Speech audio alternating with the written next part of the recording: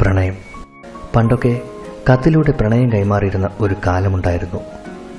ഒരു രാത്രി മുഴുവൻ ഉറക്കമിളച്ചിരുന്ന് ഭാവനയിൽ നെയ്തെടുത്ത പ്രണയാക്ഷരങ്ങൾ കടലാസിൽ പകർത്തി പിറ്റേന്ന് രാവിലെ ആവേശത്തോടെയും തെല്ലൊരു പരിഭ്രമത്തോടെയും തൻ്റെയാൾക്ക് കത്ത് കൈമാറിയിരുന്ന കാലം.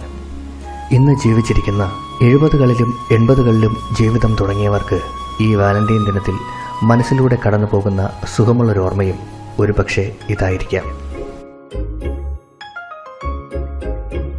വഴിവക്കിൽ കാത്തുനിന്ന് കത്ത് കൈമാറിയവർ, കടത്തുവള്ളത്തിലെ യാത്രക്കിടയിൽ ആരും അറിയാതെ അവളുടെ കയ്യിലെ പുസ്തകത്തിനിടയിൽ കത്ത് തിരികെ കയറ്റിയിട്ട് പ്രതീക്ഷയോടെ ഇരുന്നവർ.